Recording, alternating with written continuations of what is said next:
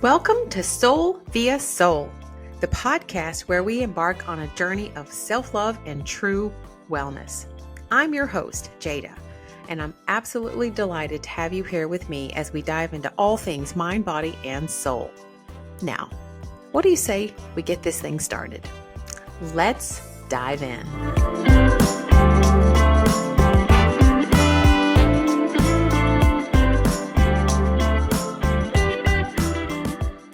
This week on the podcast, I am joined with a longtime friend and fellow therapist, Kate from Soulful Space Coaching. Kate and I get into the idea of spring cleaning and how spring is often the time of renewal and growth, but spring cleaning and decluttering can be something that we do all the time to enhance our overall health and wellness. And I've been doing the Swedish death cleanse, and we talk a little bit more about our attachment to things and living life with intention and giving ourselves permission to let go of things that no longer align, no longer serve, and no longer add value to our lives. So let's get into learning a little bit more about spring cleaning with Kate. So, Kate, we're just going to jump right in it. First of all, I must say you look glamorous. The lighting is fantastic, and you look like a superstar. Well, all right. This is what facing a window does for you. Oh, that's awesome. I'm so excited to reconnect with you. And we did a series initially about creating sacred spaces. And I wanted to revisit and talk about kind of spring cleaning, but in a much deeper way. And I don't know if you've been following along with what I'm doing with my podcast, but I'm doing the Swedish death cleanse right now. I Yes. love it. So I'm going to tell you a little bit about what's going on because the Soul via Soul podcast season 2 is really more like this chronicle of stepping into wellness in like a way bigger way, meaning that I am realizing that the things in my life are taking up more space than I want them to have. And rather than doing like a basic decluttering, because you're a decluttering coach, number one, and number two, you're a therapist. So you understand why we're so connected and attached to our things. So I want to talk about that, but you don't know what's going on in my life. So let me just catch you up for like a split second. Yeah. And that is, we are literally selling every possession we own. And my husband and I are going to be traveling all over the world and living life out of a suitcase. Oh my God, I love this. Okay, we need to find like additional time where I can hear way more about this because this is so exciting. Okay, cool. Well, it's interesting because you say cool, and there's been mixed response. Some people are like, "This is awesome." Some people are like, "Are you crazy?" And it's interesting because I noticed something in my Swedish death cleanse. Our house officially will be sold this Friday. We are officially homeless as of Saturday. We really have no idea where we're going. So that's just a little bit like freaky, but also incredibly liberating. And so what I did this week was I saved the hardest for last.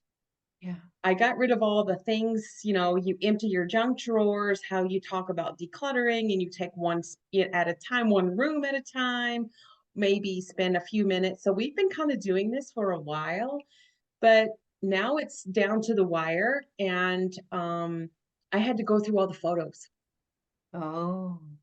And what I realized when I started opening up box of photos was that there were at least 3 bins of photos that were from when my parents died that I had never opened.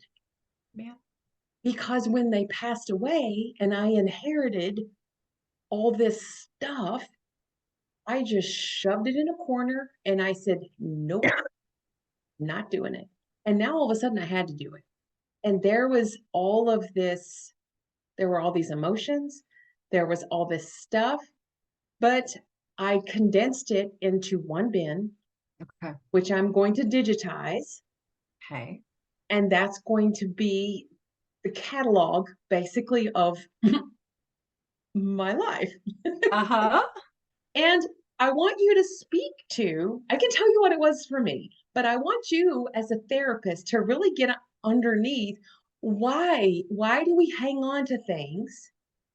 And it's interesting because, and part of what I'm doing this is because when my parents died, I had to go through this. I had to go through all their stuff.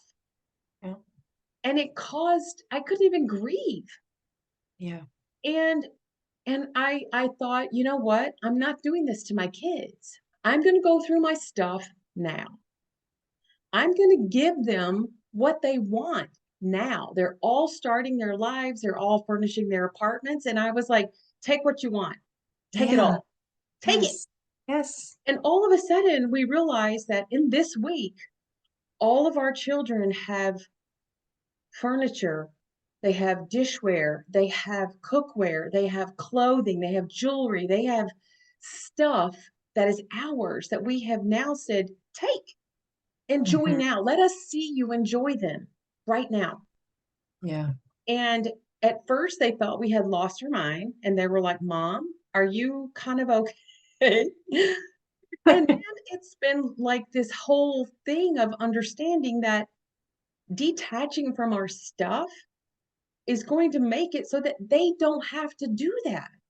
Yeah. So why do we get so attached to our stuff? And interestingly enough, the things that I gave to my kids, I'm like, okay, this is yours now. They're like, I don't care about that. And I was like, why am I hanging on to it then? Uh-huh. Uh-huh. Yeah. It happens a lot. I'm like, you don't want this? They're like, no. So tell us why we have such attachment and why it's good, especially during spring. Like Yeah.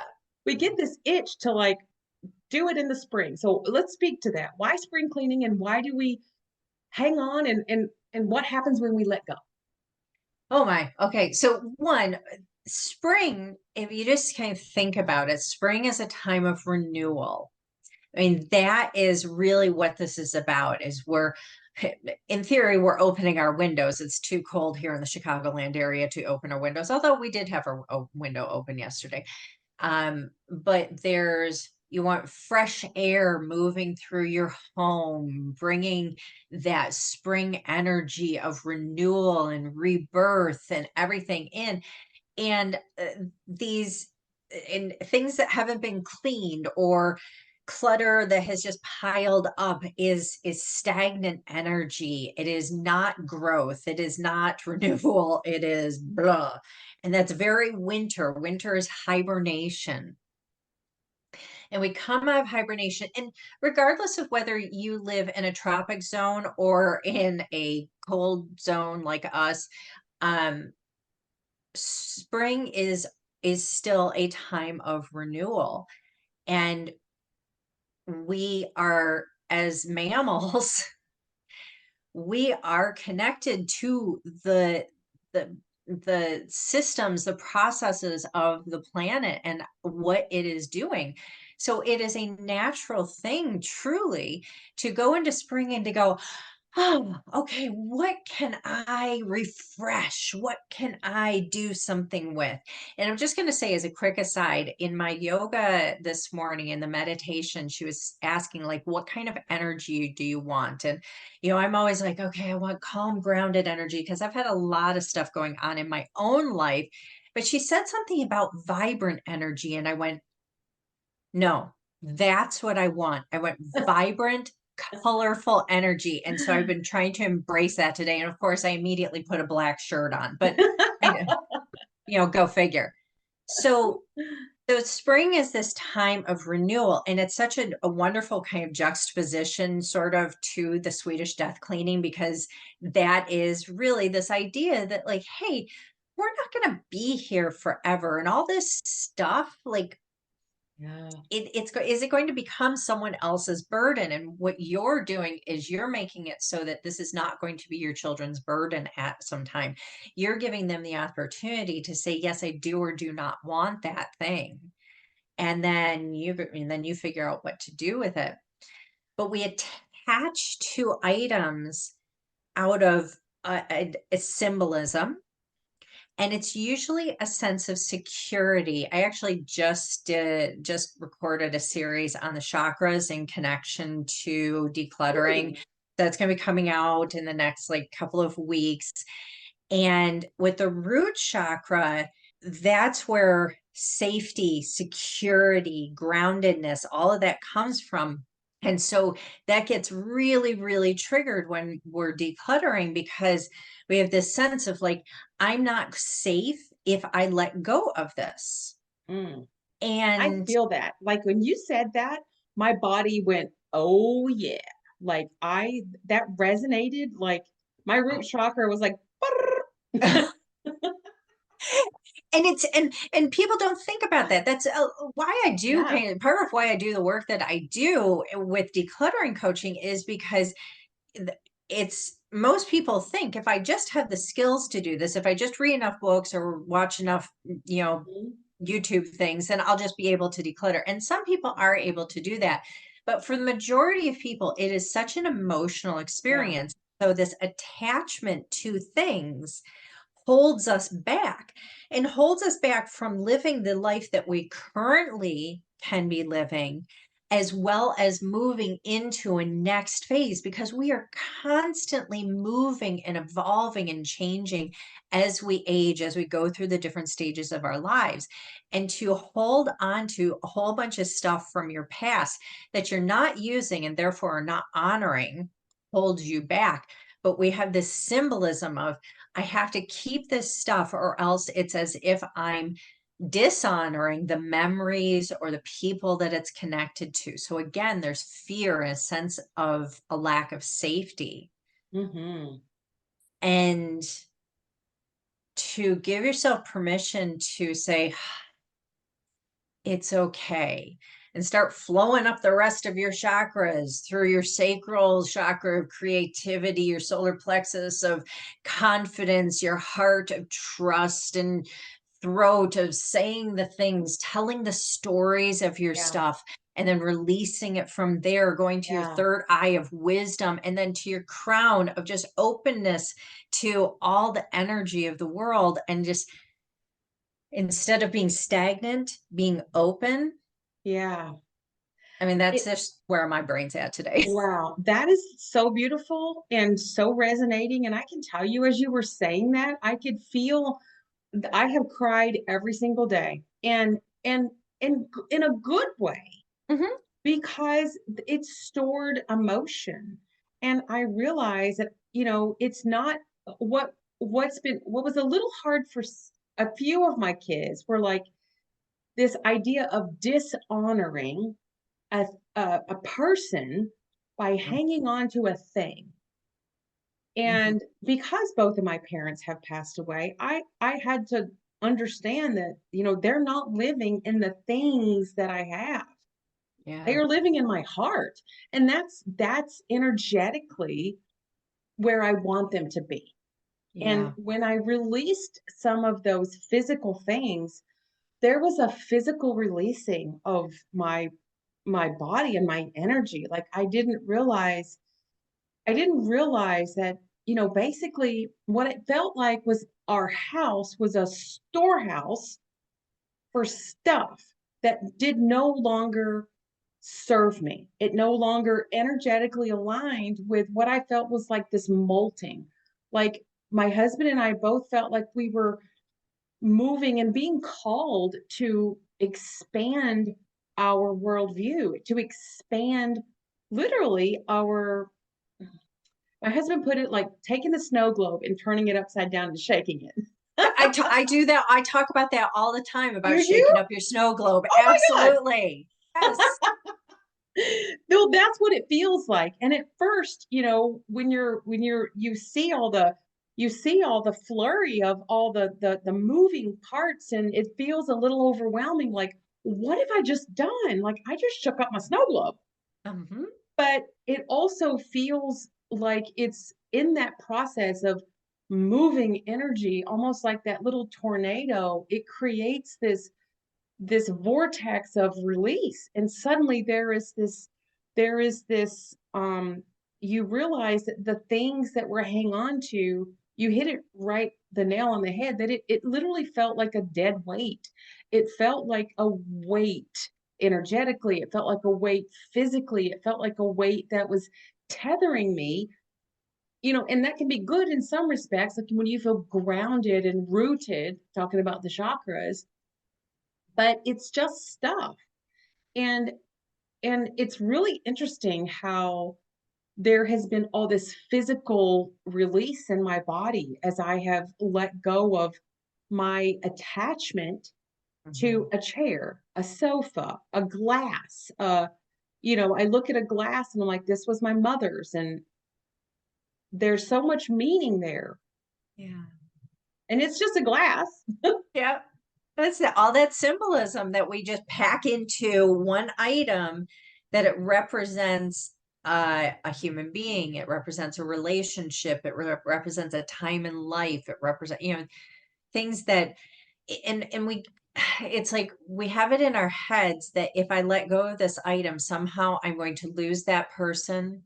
I'm going to lose that memory. I'm going to lose that time in my life. I'm going to be disconnected from the life experience that I've had, when that's not actually how it works. Yes, sometimes items, and sometimes it's nice to hold on to a few sacred items because they do kind of bring up really lovely, wonderful, juicy feelings. And yet, the majority of the things that we own, we can let go of those, and we're not going to lose anything. Yeah. But again, that fear kicks in. That feels as though we are going to lose something. However, the catharsis of releasing the item can get you to a place of processing like little leftover pieces of grief. It was little leftover pieces of grief, and I didn't know it because I had shoved those boxes into a corner of the storage room because I wasn't ready. I wasn't ready. And the thing is I had we not forced ourselves into this, that would have been passed on to my children. They would have then had to deal with what I was not ready to navigate. And it was heavy and hard and beautiful. And gosh, seeing those pictures of me when I was 16 on spring break, I was like, what? Like, it was it was really a beautiful sort of walk down memory lane for me. And I also just thinking, like, we're probably the last generation that's going to have boxes of real photos. my Yes, my kids won't have this. they right? won't they won't have this. And it's interesting how each child kind of glommed on to certain things that were really important to them. It was really beautiful to see what mattered to them. And they were actually way better at letting go of things. I have found that um, adult children, we'll call them that, are oftentimes they they actually are better than we are at letting go of things, because they're like, I don't even see what the symbolism is in this thing. Why would I keep this? Now Right. there, I have found that sometimes when I post about that, and I'm kind of giving advice to parents, and you've got your adult children, like, don't, they don't want they don't want the old stuff, they don't want all their old report cards, they don't want all their old, like, macrame or macaroni, Right. things or whatever from third grade. And then I will get people who will say, yes, I do. I do want that. And I go, ooh, okay, you have some unresolved stuff about your childhood or your relationship with your parents and stuff like that. And that's okay. Um, and that's your story, and you've got to sort through that. Because I will get a lot of like very vehement people saying, no, no, no, no, I do not want my parents throwing my stuff out. And like, okay, we're not doing that. Yeah. And yet, in with my clients that I talk to, my friends that I talk to, it keeps on being what you just described of like their adult children kind of go, I don't want this. Or my husband and his two siblings, they didn't want any of the things from their parents' home when their mother passed away 10 years ago. We went through everything. They didn't want any of it. They wanted nothing to do with it. And it was a fascinating purge because there was so much of it that even my father-in-law was kind of went, I don't really need this. Mm. But these adult children looked at the things that their mother had saved and they saw no value for their current lives in them. Yeah. And And I think that's a very that phrase, no value in your current life. And to that point, we do change. yeah, We do evolve. We move, we're constantly moving into, I believe, like higher states of awareness and consciousness. And with that comes, I think, this need to shed and not be, oh, hello there. Ruby likes to join. I love Ruby. And there is this desire to and it's a tug of war. Like it's suddenly we felt the weight of our things rather than the joy that they brought us. And Yeah. that's a really interesting switch that happened, that I suddenly saw all these things that I had accumulated over time as Mhm. being weighty rather than Waiting. anything. And there was like this slide, and this is how I've described it, like to people. They're like, "What are you doing?" I'm like, "Okay, look, we have 6 kids. None of them are married. None of them are have babies. Like we got no grandkids. We have a slice of time where we get to go be, I don't want to say young again, but it almost feels that way. Like there's this Sure. renewal, this Yes. There you spring go. renewal of like, I want to be a little seed that just gets blown around by the wind, and just where does it land and what magical things do we discover, and then we just get blown somewhere else and just really open up to being really vessels of where do we need to be and for how long and why, and that's just, it feels almost, I mean, it's terrifying, right? Because it's that safety, because Right. there's no There's a huge unknown to yes, each thing that you're going to be doing moving forward. And it yes, takes a type of courage that, again, root chakra going, safety. And yet, solar plexus kicks in and says, but we have the confidence that we can do this. And we have the trust and we have the wisdom. And we're going to go out there and we're going to check out this next stage and see what the world has to offer us. I think what you're doing is uh, so freeing and exciting. And you can't do what you're going to do if you're bogged down by a ton of physical belongings. no. And it wasn't even, we tried so many ways to figure out how we could keep our things and do it, and it was like it doesn't work. It doesn't work because there was this again, I keep using the word weight, but how do you like help a person navigate? Now, me being a therapist too, I didn't put the root chakras, or and I didn't put the chakras to it, which is fascinating. Energetically, I could feel something happening, but Sure. how would you, like, if someone's listening, they're like, you know what? Okay, Jada, you're like a little extreme, and I'm not ready to get rid of everything I own. I'm not doing that. But, Uh-huh. maybe there is that box of photos, or maybe there is that room or that garage or that place, because we often have a Mhm. place where we stick things Yep. that we even junk drawers, even closets, like out of sight, out of mind, like I don't see it, it's not there, I'm going to avoid it. Mhm. So how do you you open the junk drawer, you open the closet, you open the garage, you walk into the storage and you see that stuff and you're confronted with it. How do you gently encourage someone to see this as a beautiful, wonderful, albeit maybe challenging thing, but ultimately we have to keep our eye on what's it going to feel like when we get to the other side of doing that thing? Like, how do you gently encourage someone? Let's say they're ready to do some spring cleaning. Um, how would you encourage them to start?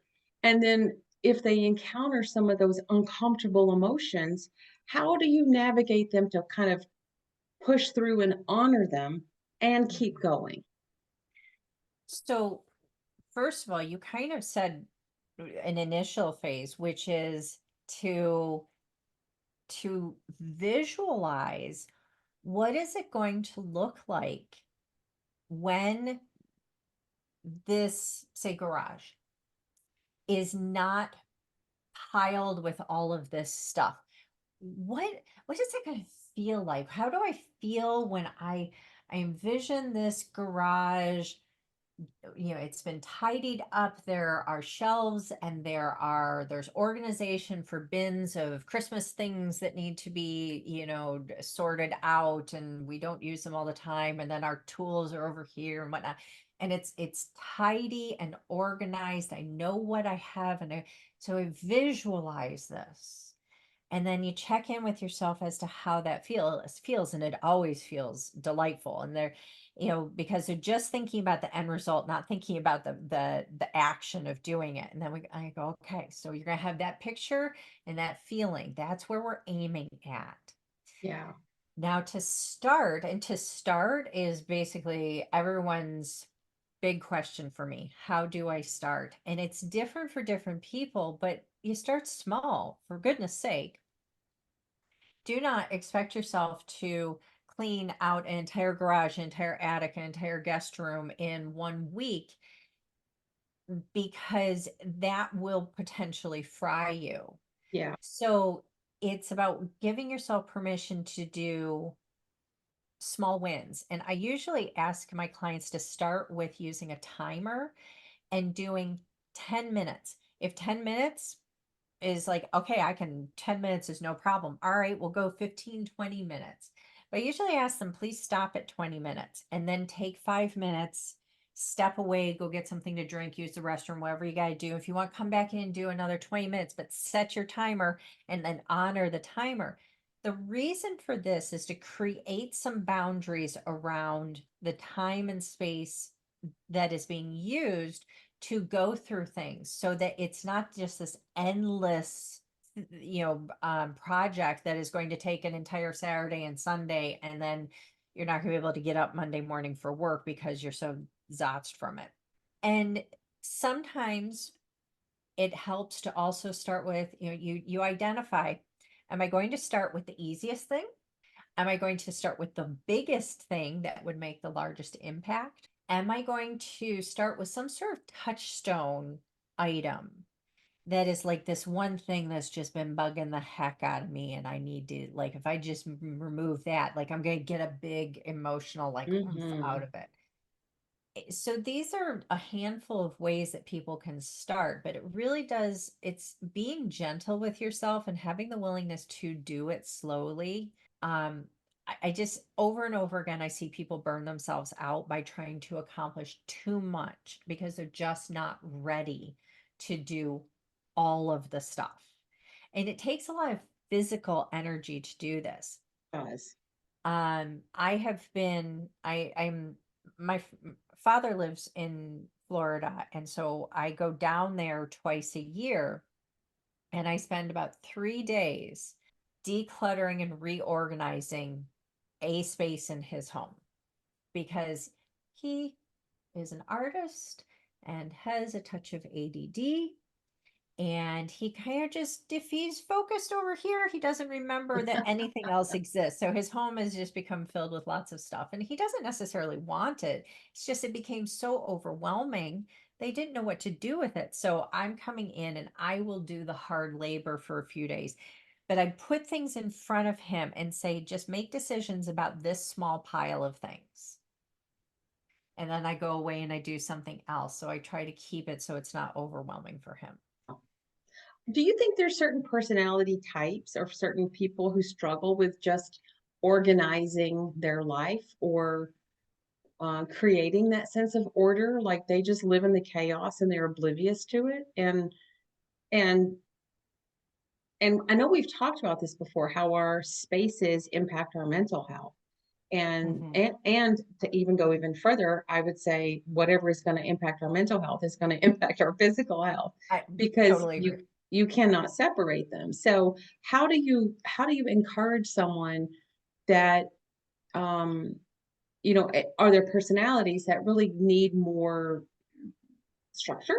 Are there people, and I love the idea of going slowly, because this has been a process for me, and I understand I can only do a few, probably hours at a time. We're kind of on a crunch because we have to get out by a certain time. Like we Right. there's a hard stop. And so I've had to take on more, but I've noticed that there's a physical exhaustion. Like I am so tired by doing this process. And so I think that's super important. I love the idea of setting a timer. I love the idea of picking either, how you categorize those, where do you start? Mhm. And what about the flip side of, instead of decluttering, what if someone is moving into a new home and they're overwhelmed with all their stuff? Like, how do you encourage them to organize from a place of moving to a new space and just getting into that freeze and just going, I'm just going to live out of laundry bins and boxes for a minute. And I will say that I do have many clients who they've lived in their home 5, 10 years and they still have things that are in boxes. So, but going back just a bit to the personality types, I will say that many of my clients have been officially diagnosed with ADHD. Many have not been officially diagnosed, and yet we see a bit of that in there. There's also, if you have a history of trauma, that sense of security and safety of having things that it's like this, your brain says you're protected if you have stuff. So to to come up with personalized organizational systems, that is going to be the key. Now, there's the letting go of the items in the first place. But then if we talk about the idea of, let's say we've got a clean slate of a new home and we've got all these boxes that maybe got a little, decluttered and purged, moving, putting things in boxes. Maybe it had to happen really fast, so none of that happened. Well, when you're unpacking, you have this opportunity. You're touching every single item that you own. So you have the opportunity to really ask yourself, do I love this? Do I use this? Do I know why we have this? Is this thing actually broken? Am I ever going to fix it? Which usually the answer is no. Things like that. You get to ask yourself these questions. And then I do encourage people to move in slowly. We, when you move into a new home, you really want to get everything out of the boxes. Like you want so badly to not be living out of boxes. And yet that can lead to just shoving things in willy-nilly and not really thinking about how your brain works. So, like a kitchen, you want to think about, are you somebody who cooks a lot? If so, where do you want your spices? Do you want them close by? Where do you want your cutlery? Where do you want it? Just each of these things in a pantry. How do we work best? What are the things that we use the most? What are the things we use the least? How are we going to go about this? So thinking about, how do we live our life And how does putting this item in this cabinet support the way that we live life?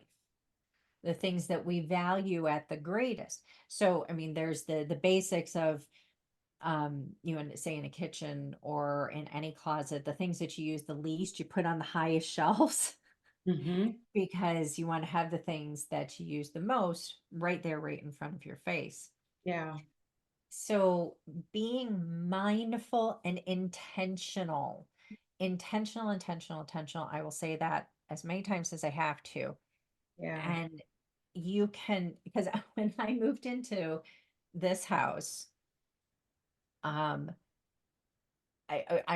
it was the funniest thing. I didn't even realize this until 2018 when I decluttered and reorganized my house. I had put the silverware in the largest drawer in my kitchen, and I had all of the, like, you know, cooking utensils and things in the smallest drawer. It was like, what the heck was I thinking? I had my pots and pans in the smallest cabinet, and I had like my KitchenAid mixer with a handful of other things in the biggest cabinet. Well, the KitchenAid mixer actually fits quite nicely in the small cabinet. So I've switched it over so I can pull pots and pans out without everything falling on me. I mean, when I moved into this house, I I don't think I knew what the heck I was doing. Um, but I just wanted it all put away. Yeah.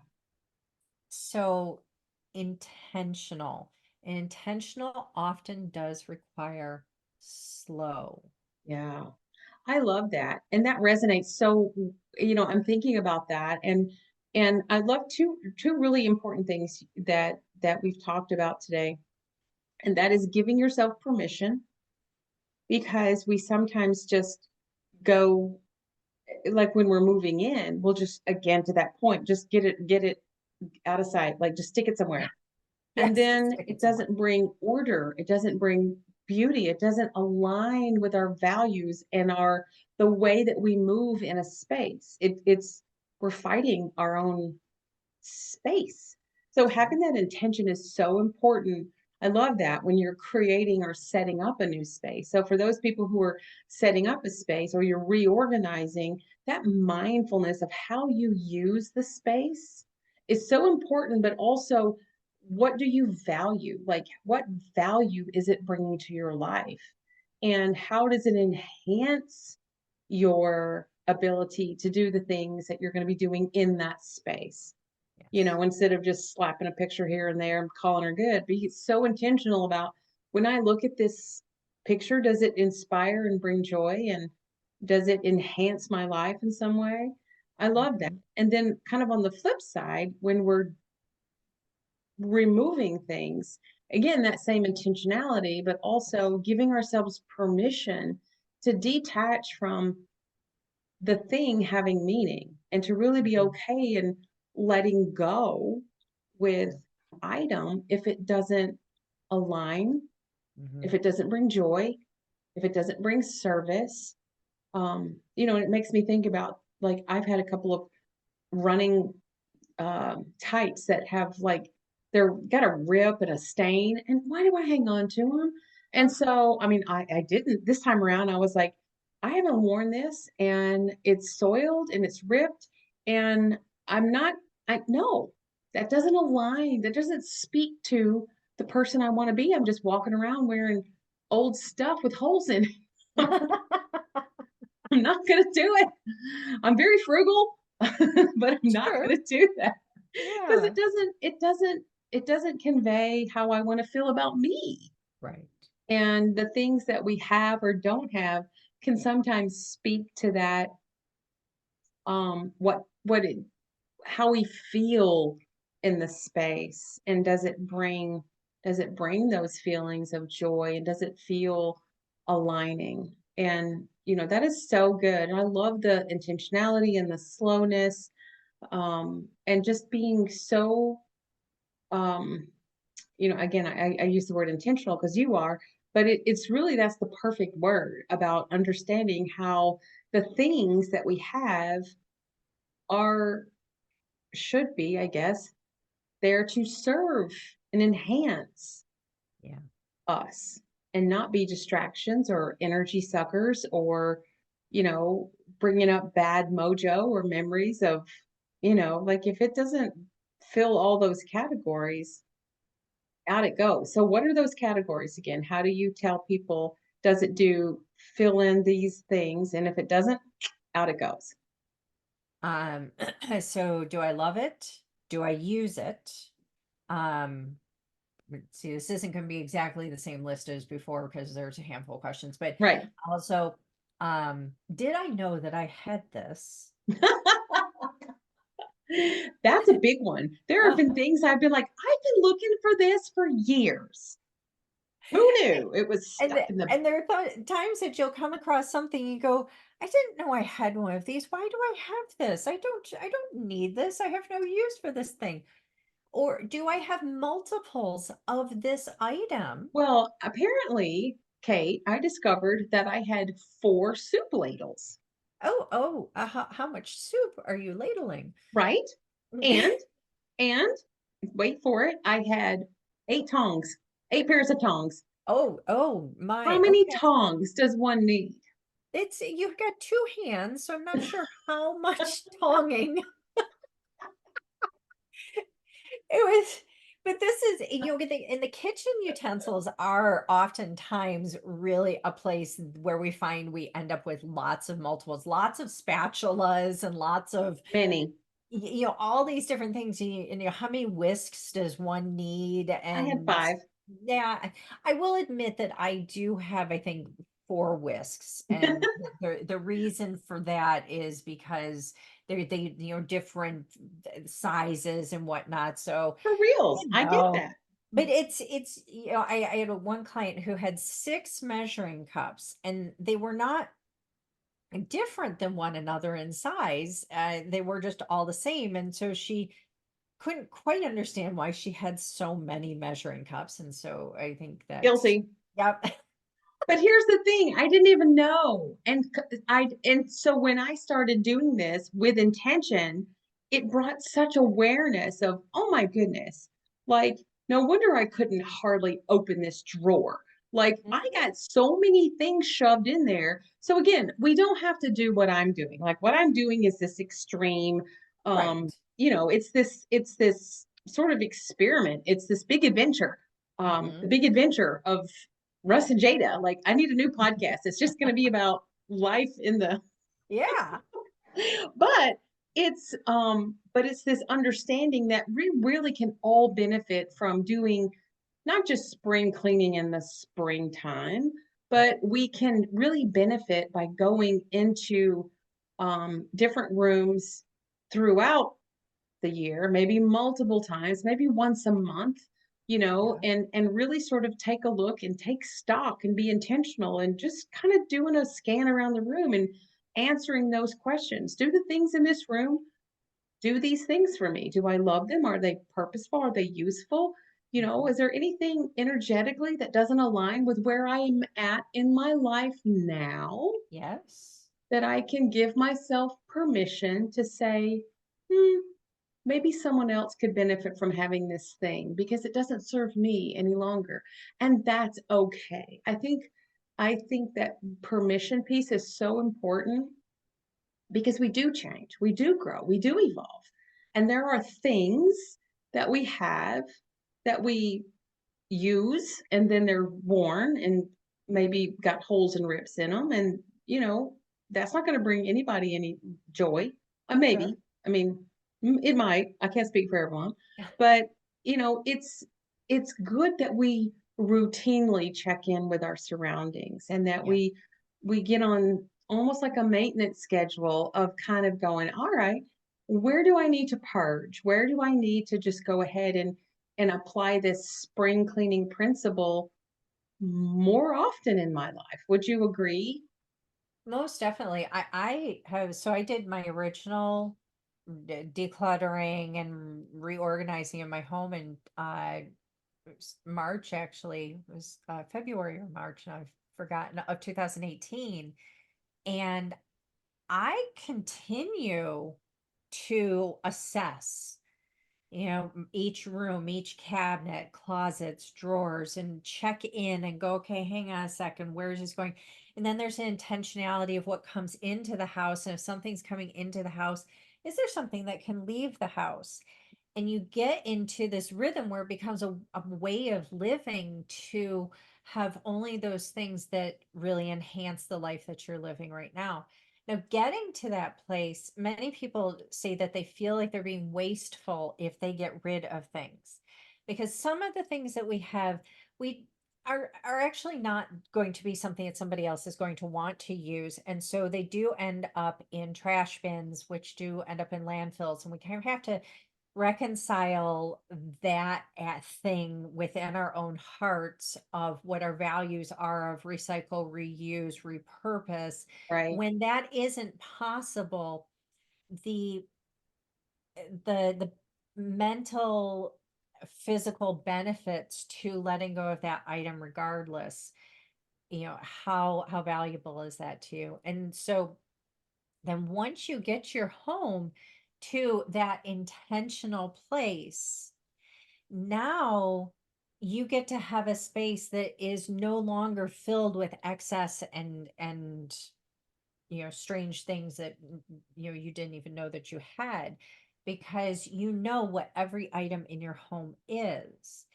And yes, it takes a little while to get there. There is work involved. There's mental, emotional work. There's physical work. But getting to that place creates a home that, like, I was gone from my home recently for 2 weeks because my stepfather had passed away. And so I went to Michigan to stay with my mother for a while to kind of help her with that transition.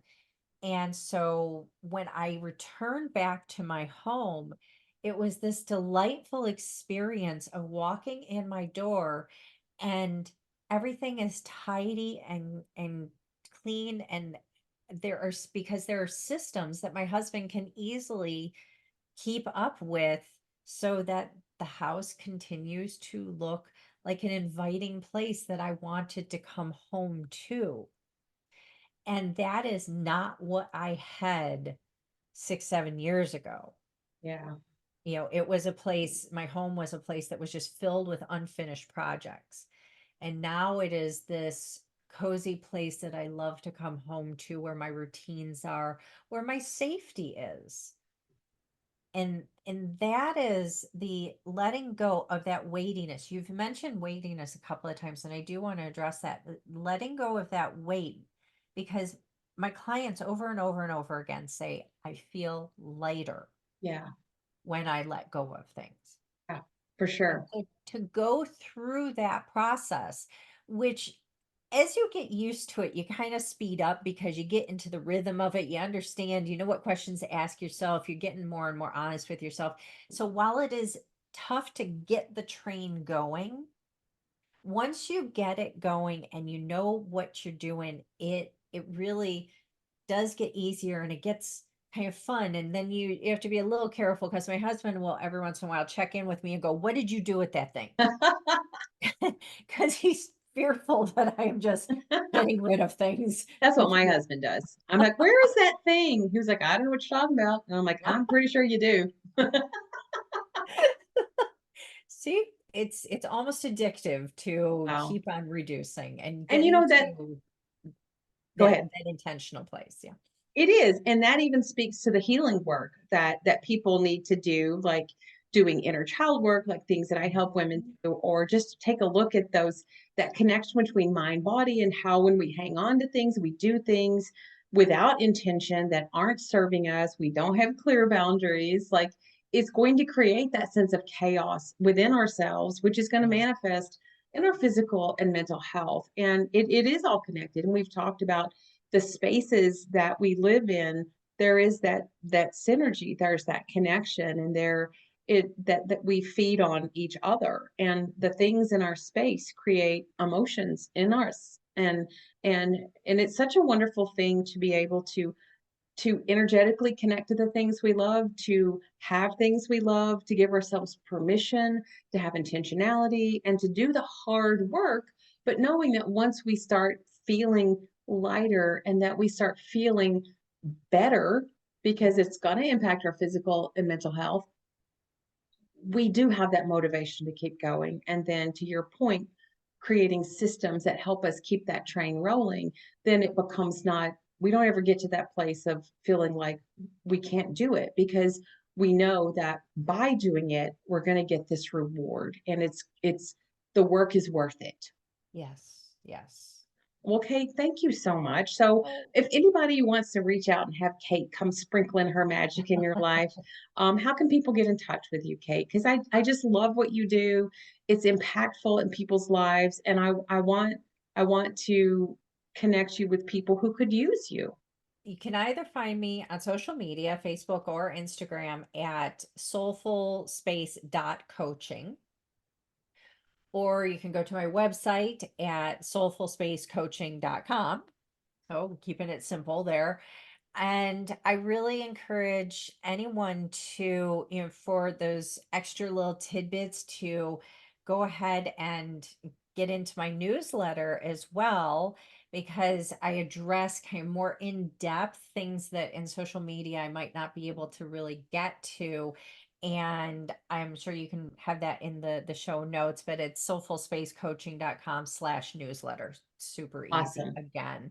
So, anytime I get a chance to talk about the work that I do and giving people that permission to release what no longer serves them, it's such a gift. And really, thank you so much for having this chat with me today.